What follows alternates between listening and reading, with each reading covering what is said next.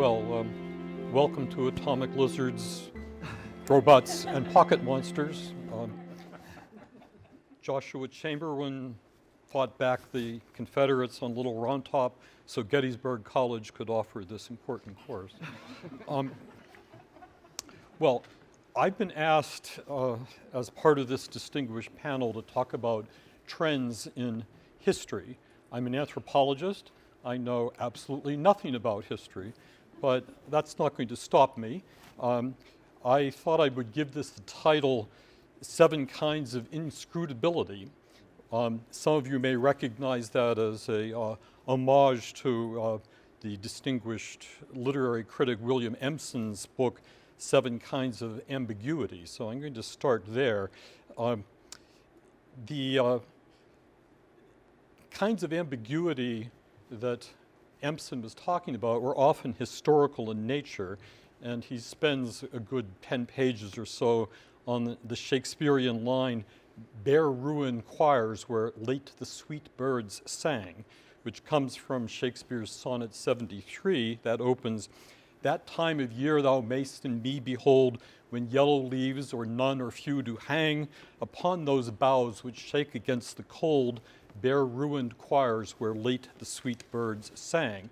Now, Shakespeare is describing trees in late autumn or early winter, and it's an analogy to his own approaching age and receding hairline. I beat him there.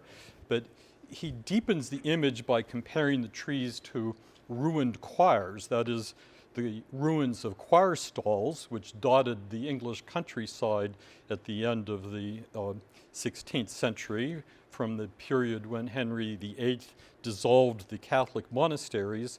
Thus, the sweet birds that sang there were the monks that used to sing in their monasteries. Well, voila, you look up at the last sere leaves of autumn and you see a historical consciousness looking back. Now, not everyone was convinced by Empson's reading of that line, but I am. It fits well with what we know about Shakespeare, his crypto-Catholicism and his mindfulness of how the past is always intruding on the present. I would wish that contemporary history had some of that spirit to it, some of that imaginative flair. And indeed, sometimes it does, but more often it's flair with a F-L-A-R-E spelling rather than the other way. The burning phosphorus warning us of the train wreck ahead. A week ago today, I was in DC for a meeting of people to discuss what to do about the New York Times' 1619 project, about which I'm going to say more. One of the people present warned me not to criticize it with a blowtorch, so I won't. I've decided to use a baseball bat instead. My 7 flares, the 7 forms of inscrutability, are as follows. Now, I'm going to talk, as I said, about the 1619 project, but I'll save that till last, and I'll go through my other 6 rather hurriedly. First, there's a trend of drastically diminishing attention to all areas of history except social history.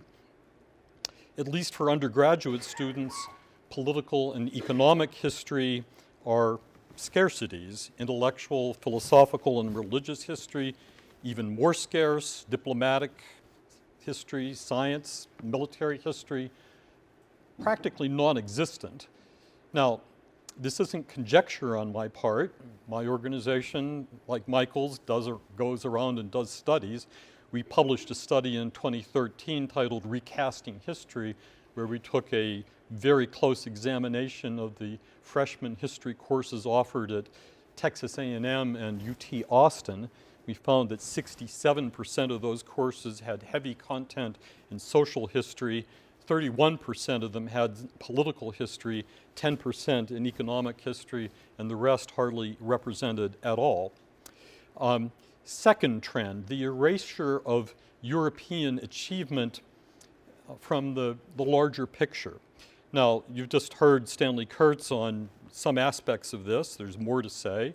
It's been replaced with something called the Atlantic world, which makes Europe, Africa, and the New World part of a watery unity.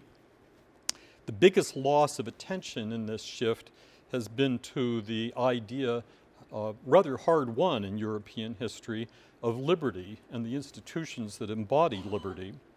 We documented this in a study titled The Disappearing Continent, which paid particular attention to the College Board's AP European history standards and the textbooks associated with it.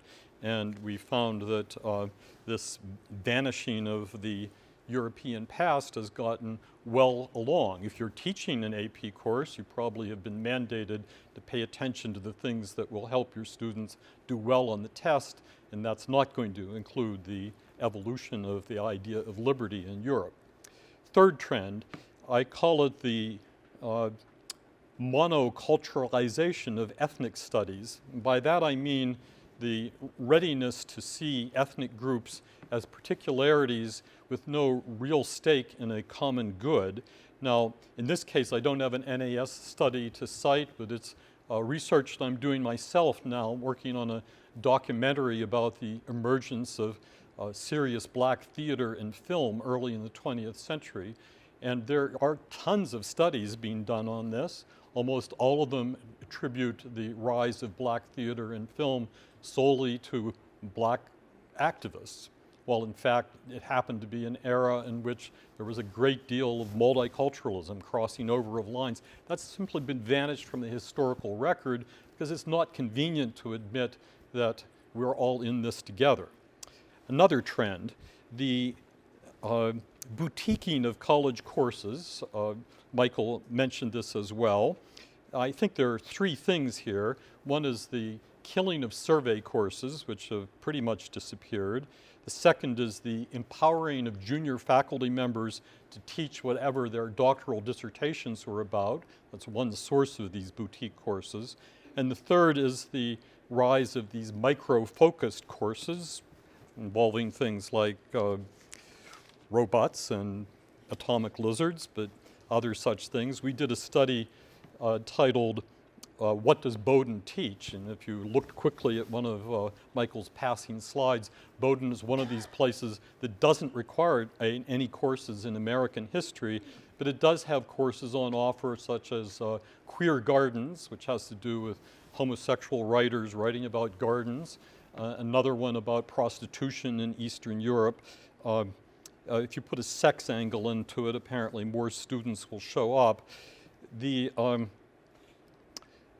Vanishing West, which was another one of our reports, tracked the disappearance of the Western civilization survey courses, which were all but universal among elite colleges in the 1960s. The last one that we were able to identify at any major college was at William and Mary, and when our report came out, they promptly took it away, realizing that they were behind the times.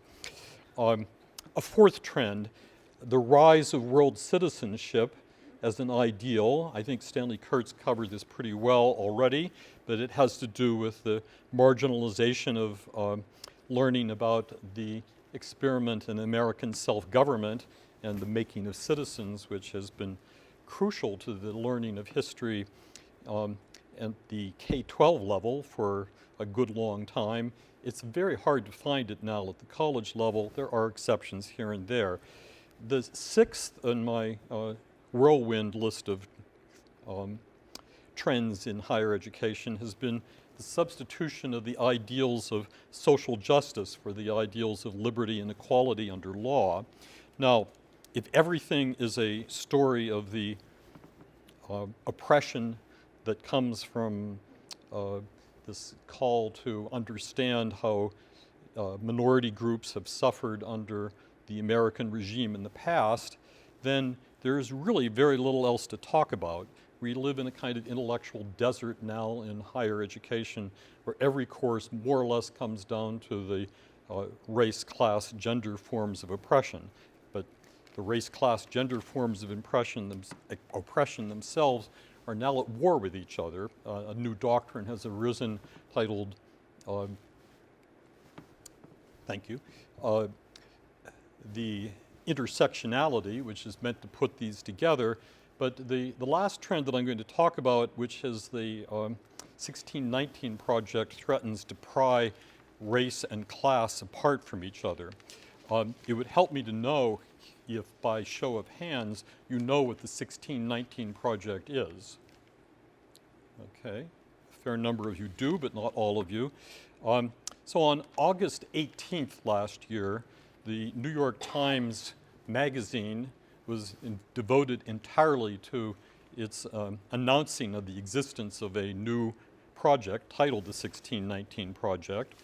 1619 was the year in which an English pirate ship, having intercepted a Spanish slave ship bound for Mexico, arrived off the coast of Jamestown, Virginia, with a cargo of 20-some, the exact number is not known, slaves. At the time, Jamestown needed all the manpower it could get. It was generally getting it by means of indentured servants from abroad, but it had no slaves, and it didn't know what to do with the 20-some slaves that it got, so it turned them into indentured servants, which meant that they served a term and then were let free. Many of them became landowners, and some of them actually later on became slave owners. But they definitely weren't slaves. They were slaves when they got there, but they were manumitted when they arrived. Nonetheless, the Times has announced that since August 1619 was the arrival of these slaves in Jamestown, Virginia, we now had 400 years of slavery in America, and the Times was going to devote itself, at least for the next year, to expanding on this theme. The cover of that New York Times Magazine was a picture of empty ocean, a kind of black and white gray picture with clouds in the distance, no land in sight, no people in sight, just flat water.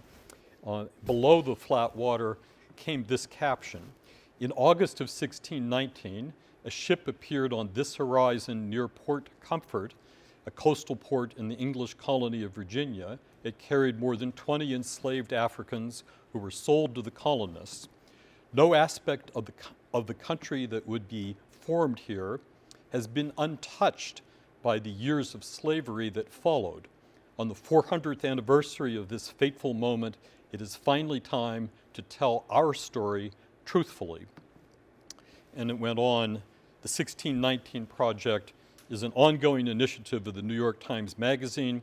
It aims to reframe the country's history by placing the consequences of slavery and the contributions of Black Americans at the very center of our national narrative. The leader of this was a black journalist, is a black journalist named Nicole Hannah-Jones, and her lead article in that magazine was titled, "Our Democracy's Founding Ideals Were False When They Were Written. Black Americans Have Fought to Make Them True." This was a somewhat controversial beginning in that the essays, there are about 30 of them so in the volume, announce a project that has historical anomalies in it, to put it as simply as that. I can't go through all of them, we don't have time, but I'll give you the sort of the top 5 that have attracted the most attention. According to Hannah-Jones, the American Revolution was fought because the American colonists were concerned that the British Crown might end slavery, and therefore the American Revolution was motivated by the need to prevent that from happening by getting the freedom to continue slavery. Now, there is not one speck of historical evidence that supports this idea. Not that the idea was originally her own. There is a kind of paradoxical strand of American history written by some radical black figures starting in the 1960s that have made this claim. But it's not withstood the inspection of any serious historians of the period. So there's that claim. Second claim, Lincoln was a racist. The Civil War was not about emancipation. It too was about the oppression of American blacks. What Lincoln wanted to do was send them all back to Africa. Now, there are quotes taken out of context that can be applied to give some warrant to this, but it's basically not the story of what happened during the Civil War. Third item, African Americans fought alone in the face of relentless racism. Fought alone, so they've never had any allies whatsoever. The 600,000 or so people who died in the American Civil War weren't doing it to help the enslaved compatriots. The Civil Rights Movement, the founding of the NAACP, which was half white or vanished from history. Thank you. So, fourth claim, racism and slavery are the essential elements of American exceptionalism. Whenever you hear that term, American exceptionalism, from this point on, you need to think only of slavery and racism. That's what we're all about. That's what we've been about since August of 1619, and it's what we are about today. Nothing has changed whatsoever. This is the eternalizing of white supremacy. And finally, all American history is to be understood as the struggle between white and black races, always in the past, always in the present. What Hannah Jones wants out of this is reparations. Her call for this, supported by a good dozen or so other writers and thinkers, has been roundly attacked. Historians, many of them themselves on the left, including Sean Wilentz, Gordon Wood, James McPherson, James Oakes, Peter Kolkonis, people whose names you probably know if you teach history or study it, Michael Burlingame, Alan Gelzo, Peter Kelchin, George Rabel, Colleen Sheehan, have risen up. They wrote to the New York Times saying, at the very least, correct your factual mistakes. And the Times said, it's a matter of interpretation. These aren't mistakes. We stand by what we've written. Alex Lichtenstein, the editor of the American Historical Review, has come to the defense of the 1619 Project, writing, and this I think is a crucial line, many, if not most, American historians already teach about the past in the manner that the Times has described. Well, I'm afraid to say he's right. While we have a litany of probably the best known, best respected historians who are taking umbrage with this thing, most American historians at the college level are going along with it. Now, I have to wrap this up, so let me just point out where this goes. The New York Times launched this thing as a project in January of 2019, so they took 8 months to get it to the point where they were willing to publish it. During that time, they also connected with the Pulitzer Foundation, which agreed to roll it out as a curriculum at the K-12 level. Now that has happened. At education conferences all through the fall and into the spring, there's been a strong effort to persuade American school teachers that the 1619 Project should be their substitute curriculum for teaching American history. When I say a substitute curriculum, I mean we're not just talking about teaching the arrival of slaves in Virginia in 1619 as the foundational event. This is the curriculum all the way through to the present.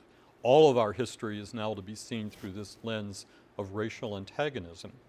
The Buffalo Public Schools, the Chicago Public Schools, the Newark, New Jersey Public Schools have all adopted it.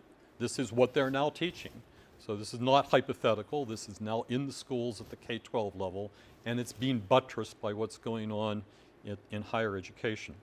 Now, there's a lot, I think, of interesting things to say about how this came to be and why it's going there, but I'm out of time on that, so maybe we can talk more about it during the question period. Thank you.